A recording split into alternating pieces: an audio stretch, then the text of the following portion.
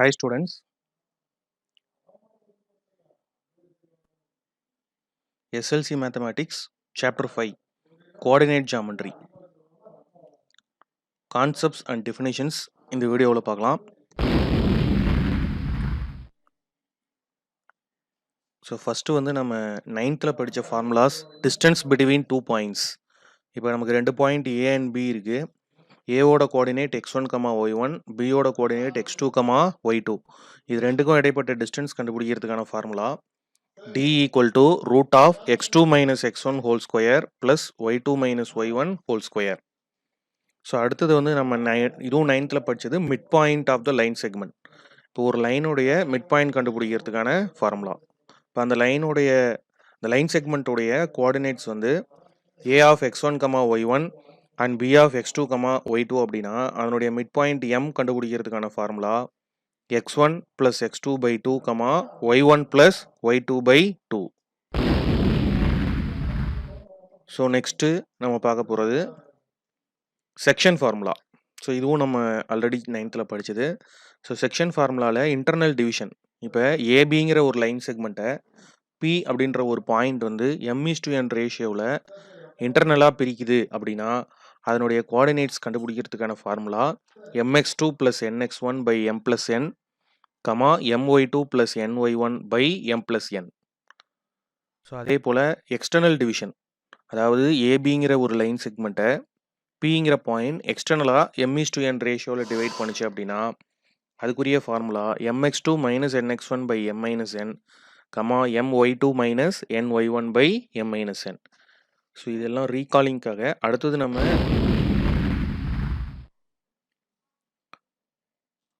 பார்க்க போகிறது என்ன அப்படின்னா சென்ட்ராய்டு ஆஃப் எ ட்ரையாங்கிள்.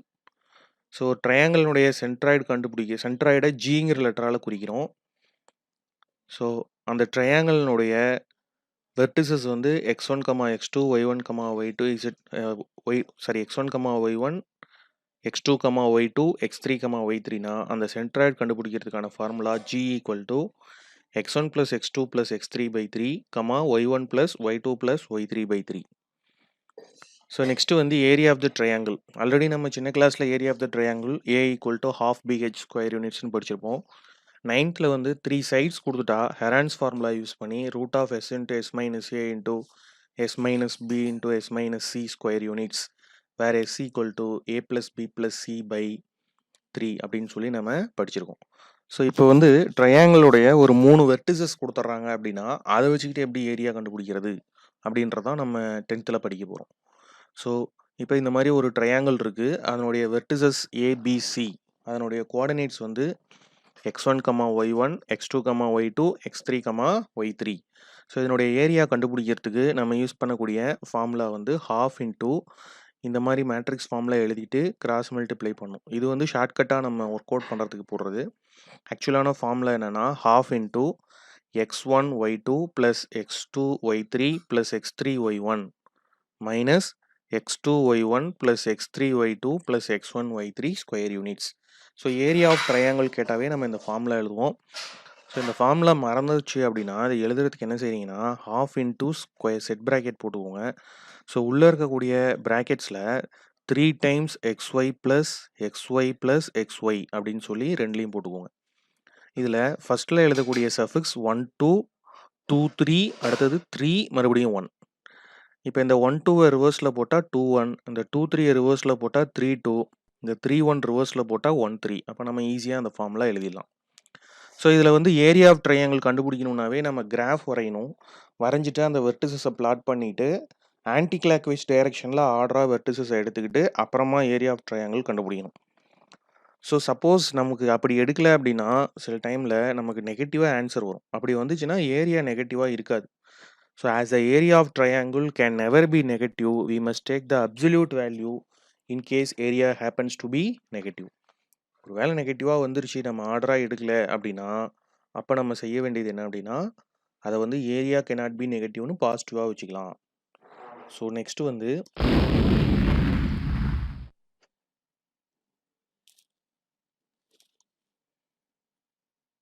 அடுத்தது பார்க்க போகிறது கொலினியாரிட்டி ஆஃப் 3 பாயிண்ட்ஸ்.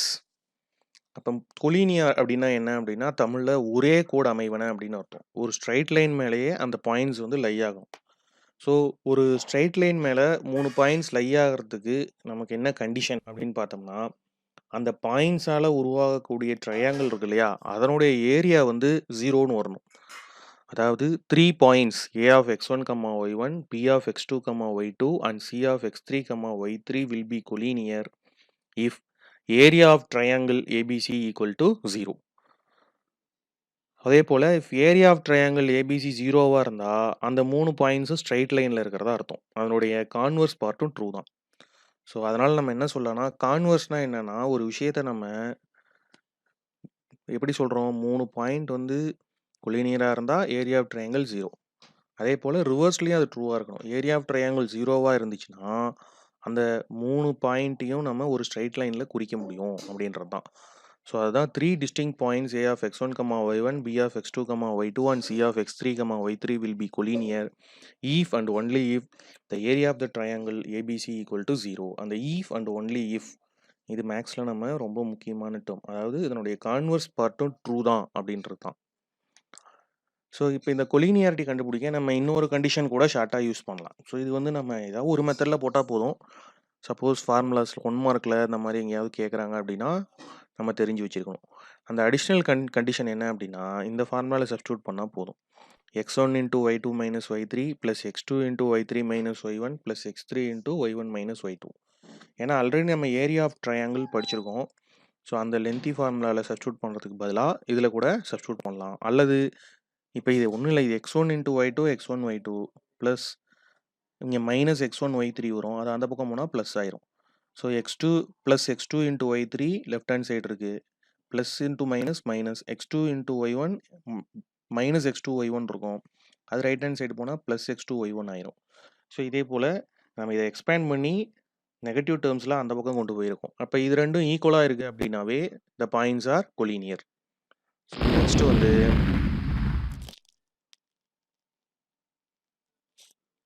ஸோ அடுத்ததாக நம்ம பார்க்க போகிறது ஏரியா ஆஃப் குவாட்ரிலேட்டரல். இது வந்து நம்ம 10th ரொம்ப இம்பார்ட்டண்ட்டான 5 மார்க்ஸும். இது இந்த ஏரியா ஆஃப் குவாட்ரிலேட்டரல் அப்படின்னாவே 4 வெர்டிசஸ் கொடுத்துருப்பாங்க. x1 y1, x2 y2, x3 y3 and x4 y4. So ஒரு quadrilateral has 4 sides and 4 vertices. அதை முதல்ல நம்ம கிராஃபில் பிளாட் பண்ணிக்கணும். ஏன்னா அவங்க கொடுத்துருக்குற ஆர்டரில் இப்போ ட்ரையாங்கிள் கூட நம்ம வந்து ஆர்டர் மாற்றி போட்டோம் அப்படின்னா சைன் மட்டும் தான் சேஞ்ச் ஆகும். பட் குவாட்ரிலேட்டரில் நம்ம ஆர்டரை மாற்றி எடுத்துக்கிட்டோம் அப்படின்னா ஆன்சரே சில டைம் டிஃபர் ஆகும். ஸோ அதனால் நம்ம கம்பல்சரி செய்ய வேண்டியது முதல்ல டயக்ராம் வரைஞ்சிக்கணும். கிராஃப் வரைஞ்சிக்கிட்டு அப்புறமா தான் ப்ரொசீட் பண்ணணும். ஸோ அந்த கிராஃப் வரைஞ்சிட்டு நமக்கு ஏரியா ஆஃப் குவாட்ரிலேட்டரல் கண்டுபிடிக்கிறதுக்கான formula half into x1 y2 plus x2 y3 plus x3 y4 plus x4 y1 minus of x2 y1 plus x3 y2 plus x4 y3 plus x1 y4 square units. So இது இவ்வளோ லென்த்தியான ஃபார்முலாவே இருக்குது. எப்படி எழுதுறது அப்படின்னா நம்ம என்ன பண்ணிக்கலாம், ஹாஃப் இன்டூ உள்ள 2 ப்ராக்கெட்ஸ் ஓப்பன் பண்ணிட்டு நடுவில் மைனஸ் சைன், ஒவ்வொரு ப்ராக்கெட்குள்ளேயும் 4 டைம்ஸ் xy அப்படின்னு போட்டுக்கணும். Plus xy plus xy plus xy plus xy.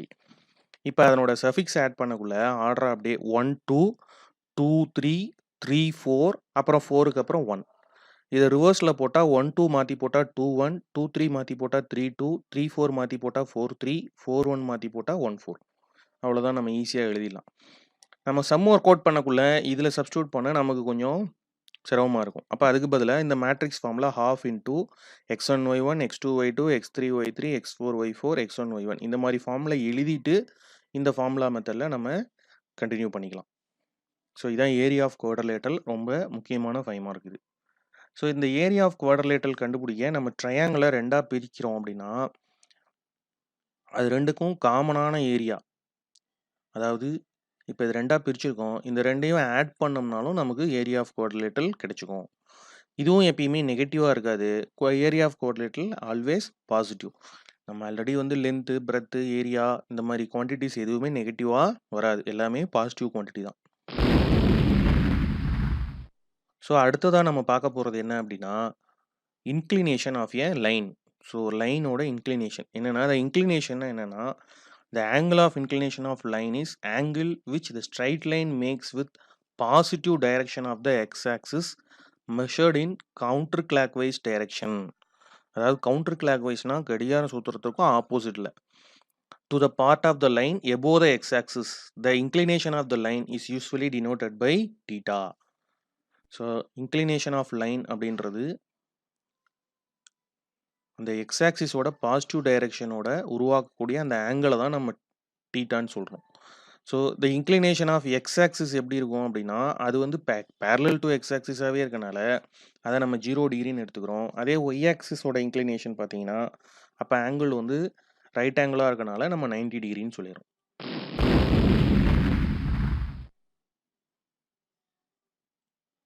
So next நம்ம பார்க்க போகிறது ஸ்லோப். ஸோ ரொம்ப ரொம்ப ஒரு இம்பார்ட்டண்ட்டான கான்செப்ட். ஸோ ஸ்லோப்போட இன்னொரு நேம் என்னன்னு சொல்லலாம்னா கிரேடியன்ட். சில இடத்துல கிரேடியன்ட் ஆஃப் த கர்வ்னு கொடுத்துருப்பாங்க, அதனோட மீனிங்கும் ஸ்லோப் தான், தமிழில் சாய்வு. ஸோ ஸ்லோப் அப்படின்னா இப்போ theta is the angle of inclination of a non vertical straight line.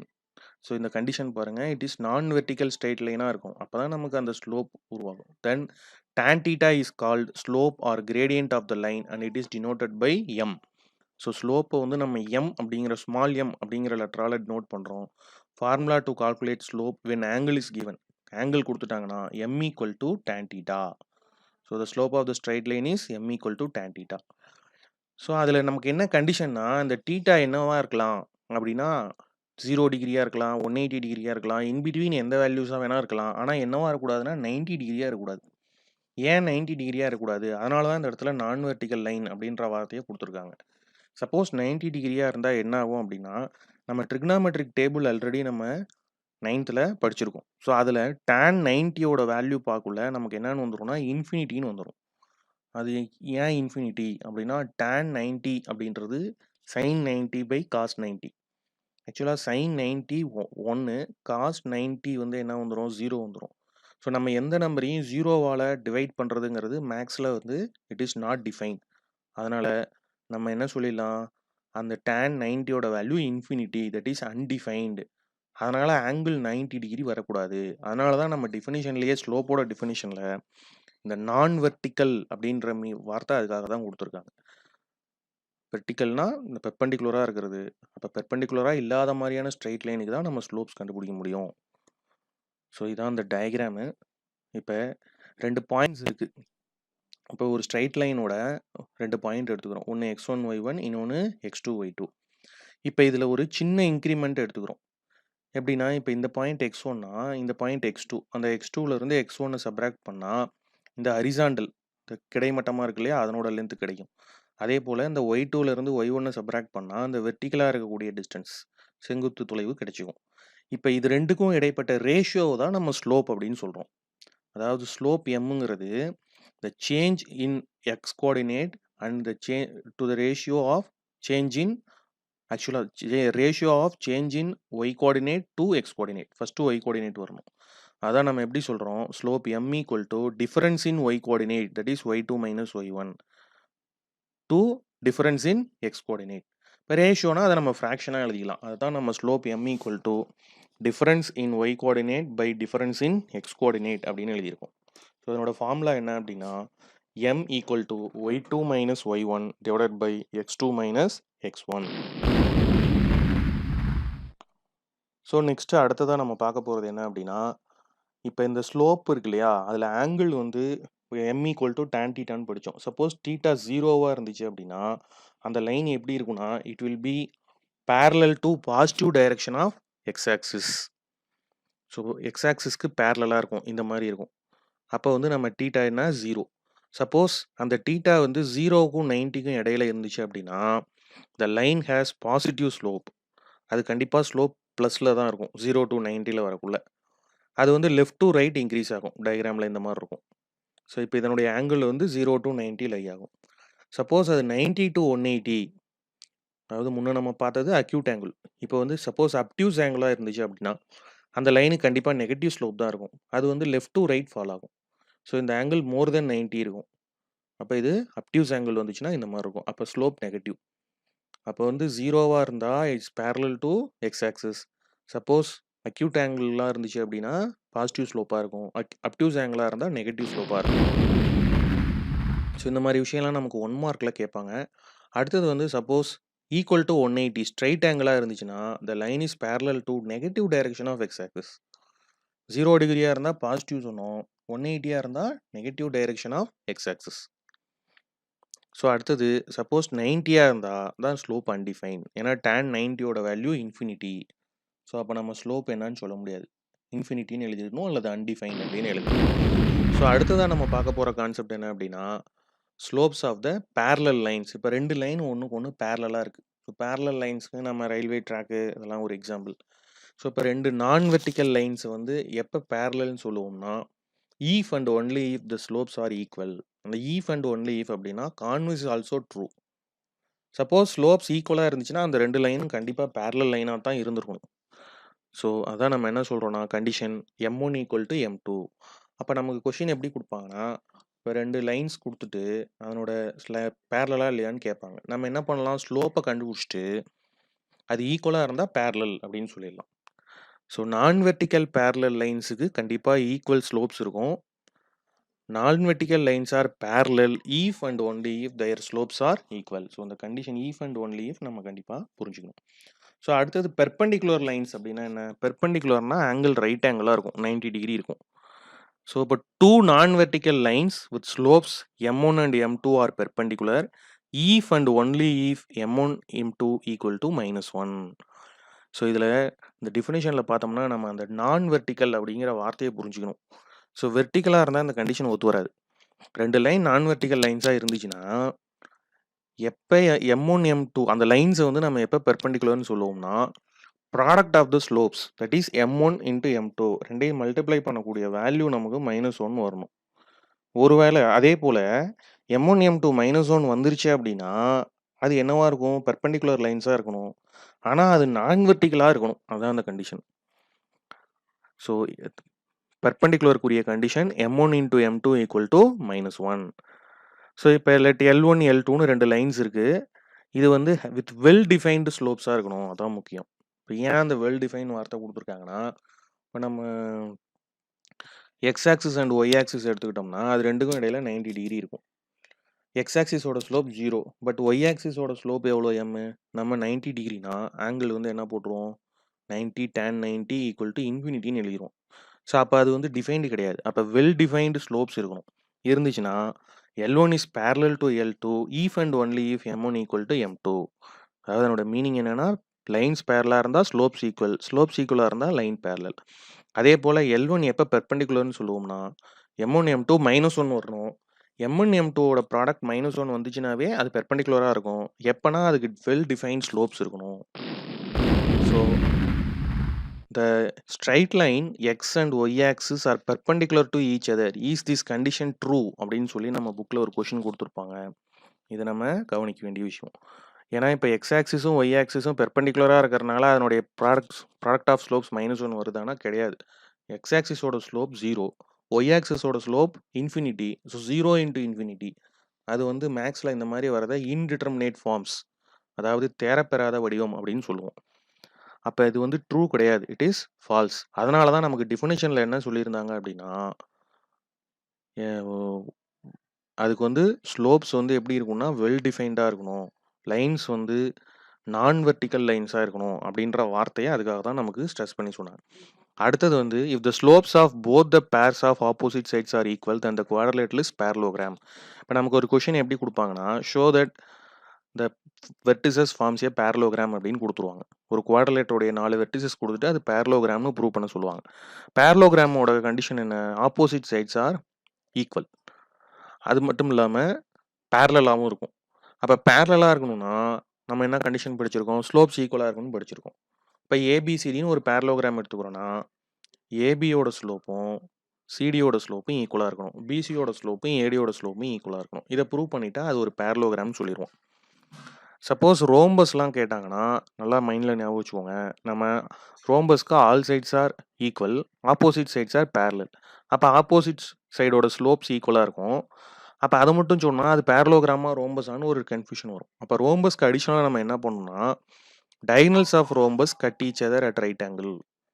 ஒரு சாய் சதுரத்தினுடைய மூலை விட்டங்கள் பார்த்தீங்கன்னா 90 டிகிரியில் வெட்டியும். அப்போ 90 டிகிரி வரணும் அப்படின்னா ஸ்லோப்ஸ் எப்படி இருக்கணும், பெர்பெண்டிகுலராக இருக்கணும். அப்போ நம்ம அடிஷனலா டயகனலோடைய ஸ்லோப்ஸையும் கண்டுபிடிச்சு, அதனுடைய ப்ராடக்ட் -1 வருதுன்னு ரோம்பஸ்க்கு ப்ரூவ் பண்ணணும். இந்த விஷயத்த ஞாபகம் வச்சுக்கோங்க. ஸோ அடுத்ததா நம்ம பார்க்க போறது என்ன அப்படின்னா, ஸ்ட்ரெய்ட் லைன்ஸ். ஸோ ஸ்ட்ரெய்ட் லைன்ல ஜெனரலா ஸ்ட்ரெய்ட் லைனோட ஈக்குவேஷன் எப்படி எழுதலாம்? ax + by + c = 0. இதான் ஒரு ஸ்ட்ரெய்ட் லைனுடைய general equation. So any first degree equation in 2 variables. Variables என்னென்ன இருக்கு? எக்ஸும் ஒய்யும். அதனுடைய form ax + by + c = 0.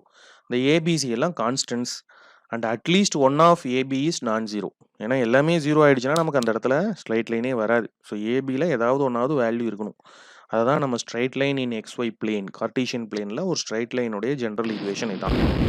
So next நம்ம பார்க்க போகிறது என்னன்னா, equation of the coordinate axes. So coordinate ஆக்சஸ்னா அந்த x axis and y axis, அதனுடைய ஈக்குவேஷன் நம்ம நிறைய இடத்துல தேவைப்படும். So equation of x axis is y equal to 0, equation of y axis is x = 0 அப்படின்னு நம்ம சொல்லுவோம். ஸோ அதை வந்து நம்ம அவசியம் தெரிஞ்சு வச்சிருக்கோம். So equation of y axis என்னன்னா x = 0, equation of x axis என்னன்னா y = 0.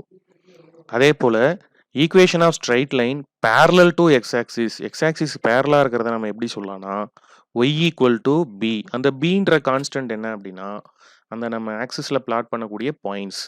ஸோ அது 0வா இருக்கு அப்படின்னா ஈக்குவல் டு 0வா இருந்துச்சுன்னா அது எக்ஸ் ஆக்சிஸாவே இருக்கும். அதுவே இதில் கிரேட்டர் தென் 0 பாசிட்டிவ் வேல்யூவாக இருந்தால் அந்த லைன் எக்ஸ் ஆக்சிஸ்க்கு மேலே வரைவோம். லெஸ் தென்னாக இருந்தால் பிலோ த எக்ஸ் ஆக்சிஸ் வரைவோம். அதே போல் equation of straight line parallel to y axis. So y ஆக்சிஸ்க்கு பேரலாக இருக்கக்கூடிய ஈக்குவேஷன் நம்ம எப்படி சொல்லுவோம் அப்படின்னா x = c. ஸோ இந்த கான்ஸ்டன்ட் நம்ம எது வேணாலும் எடுத்துக்கலாம். இங்கே பின்னு எடுத்துருக்கோம், இதில் சின்னு எடுத்துருக்கோம், அவ்வளோதான். ஸோ அப்போ x = இருக்கிற ஃபார்ம்ஸில் வரக்கூடிய ஈக்குவேஷன்ஸ் எல்லாமே எப்படி இருக்கும்? It will be parallel to y axis. அதில் அந்த சியோட வேல்யூ 0வா இருந்தால் அது ஒய் ஆக்சிஸாகவே இருக்கும். அது கிரேட்டர் தென்னாக இருந்தால் ரைட் சைட் ஆஃப் ஒய் ஆக்சிஸில் இருக்கும். அது நெகட்டிவ் குவான்டிட்டியாக இருந்தால் அது வந்து லெஃப்ட் சைட் ஆஃப் ஒய் ஆக்சிஸில் அந்த லைனை நம்ம வரையும்.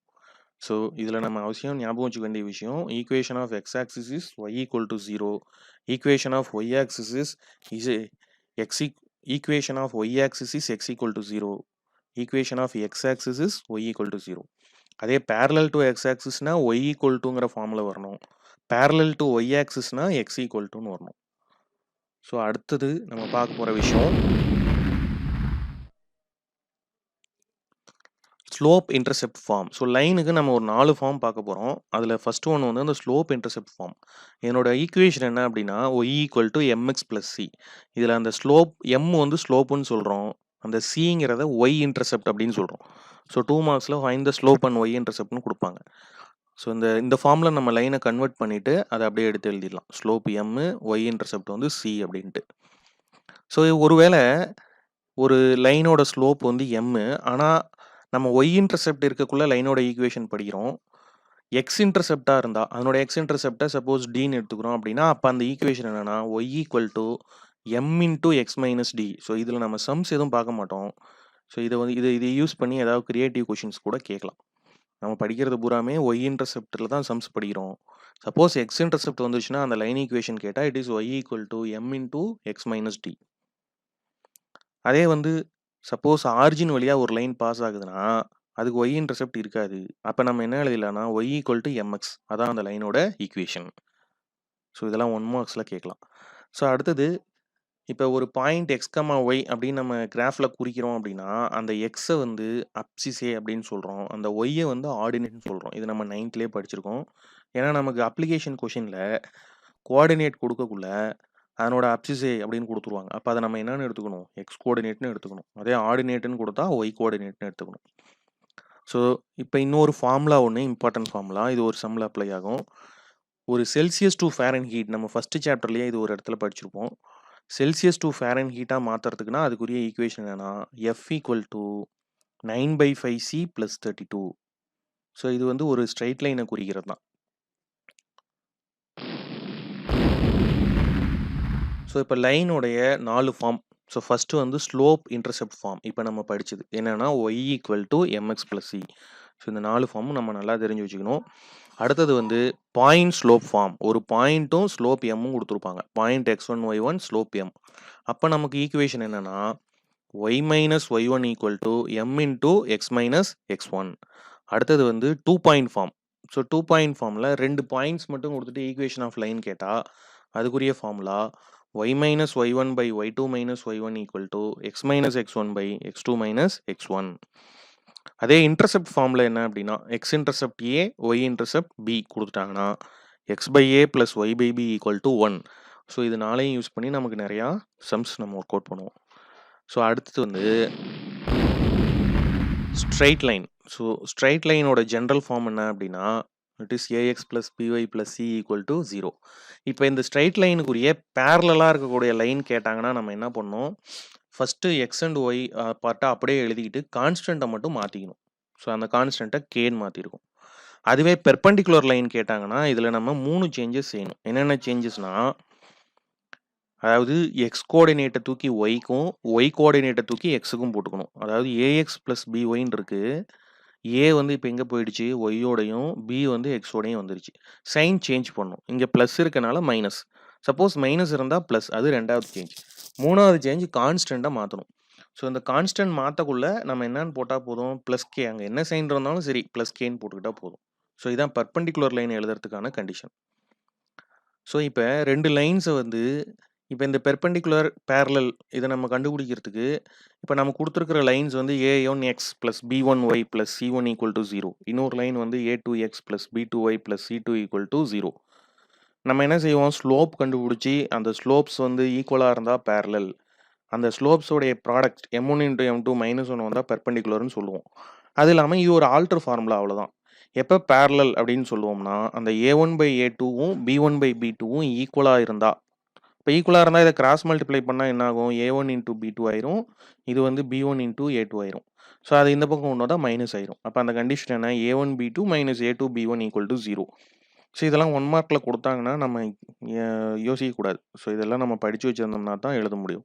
அடுத்தது இஃப் பெர்பெண்டிகுலர் அப்படின்னா அப்போ என்ன கண்டிஷன்னா a1 a2 plus b1 b2 equal to 0. இது மாதிரி நம்ம ஒர்க் அவுட் பண்ணலாம். ஸ்லோப் இல்லாமையே அந்த ரெண்டு ஈக்குவேஷனை பார்த்ததையும் அதனுடைய கோஎஃபிஷியன்ஸை வச்சு நம்ம பேரலா பெர்பெண்டிகுலரா அப்படின்னு இந்த ஃபார்முலா வச்சு சொல்லிட முடியும். ஸோ நெக்ஸ்ட் ஒன் நம்ம பார்க்க போகிறது என்ன அப்படின்னா slope of a straight line ax plus by plus c equal to 0. So slope வந்து நம்ம ஆல்ரெடி ஒரு ஆங்கிளாக இருந்தால் m ஈக்குவல் டு tan θன்னு படித்தோம். Coordinates x1 y1 x2 y2 கொடுத்துருந்தா m equal to y2 minus y1 by x2 minus x1 படித்தோம். ஸோ இந்த மாதிரி ax ப்ளஸ் by ப்ளஸ் சிங்கிற ஃபார்மெட்டில் இருந்தால் ஸ்லோப் m கண்டுபிடிக்கிறதுக்கான ஃபார்முலா என்னன்னா minus coefficient of x by coefficient of Y. அதாவது இதான் எம் ஸ்லோப் m கண்டுபிடிக்கிறதுக்கான ஒரு லைனோட ஈக்குவேஷன்லேருந்து டைரெக்டாக ஸ்லோப் கண்டுபிடிக்கிறதுக்கு. ஸோ ஆங்கிள் கொடுத்தா எப்படி, கோஆர்டினேட்ஸ் கொடுத்தா எப்படி, லைன் கொடுத்தா எப்படி, 3 வகையான ஸ்லோப் நம்ம கண்டுபிடிக்கிறோம். அதே வந்து ஒய் இன்டர்செப்ட் கேட்டிருக்காங்க அப்படின்னா முன்ன நம்ம y equal to mx plus சியில் அந்த சி தான் ஒய் இன்டர்செப்ட் சொன்னோம். அதே இதில் எப்படி கண்டுபிடிக்கிறதுனா minus constant term by coefficient of y. So இதில் ரெண்டுக்குமே மைனஸ் சைன் வரும், அதை நல்லா ஞாபகம் வச்சுக்கோங்க. ஸோ எம்முக்கும் மைனஸ் வரும், சி ஒய் இன்டர்செப்ட் சி கண்டுபிடிக்கிறதுக்கும் மேலே மைனஸ் சைன் வரும். ஸோ இப்போ இதான் நம்ம இப்போ படித்தது. சப்போஸ் பேரலாக இருந்துச்சுன்னா a1 by a2 equal to b1 by b2, a1 a2 plus b1 b2 0ன்னு வந்தால் அதை நம்ம பெர்பெண்டிகுலர்னு சொல்கிறோம். அடுத்தது வந்து நம்ம வந்து ஆல்ரெடி கொலினியாரிட்டி பற்றி படித்தோம். அப்போ என்ன சொன்னோம், if and only if area of triangle 0. அப்போ ஏரியா ஆஃப் ட்ரையாங்கிள் 0 இருந்தால் பாயிண்ட்ஸ் ஆர் கொலினியர். பாயிண்ட்ஸ் கொலினியராக இருந்தால் ஏரியா ஆஃப் ட்ரையாங்கிள் 0 தான் வரும். அதுக்கு ஆல்டர் ஃபார்முலா நம்ம ஏற்கனவே படிச்சிருந்தோம். எப்படின்னா x1 y2 plus x2 y3 plus x3 y1 equal to x2 y1 plus x3 y2 plus x1 y3. இப்போ ஒரு கொஷின் கொடுக்குறாங்க, show that the points are collinear அப்படின்னு கொடுத்துட்டு யூசிங் ஸ்லோப் அப்படின்னு ஒரு வார்த்தை கொடுத்துருப்பாங்க. அப்போ ஸ்லோப் யூஸ் பண்ணி அப்படின்னா நம்ம என்ன செய்யணும், நம்மகிட்ட இருக்கிற அந்த 3 பாயிண்ட்ஸ் ஏபிசியை வச்சுக்கிட்டு ஸ்லோப் ஆஃப் ஏபி கண்டுபிடிக்கணும், ஸ்லோப் ஆஃப் பிசி கண்டுபிடிக்கணும், ஸ்லோப் ஆஃப் ஏசி கண்டுபிடிக்கணும். இந்த 3ல் ஏதாவது 2 ஈக்குவலாக இருந்தாவே அந்த லைனை நம்ம கொலினியர் அப்படின்னு சொல்லிடலாம். ஸோ இது ஒரு முக்கியமான ஃபார்முலா.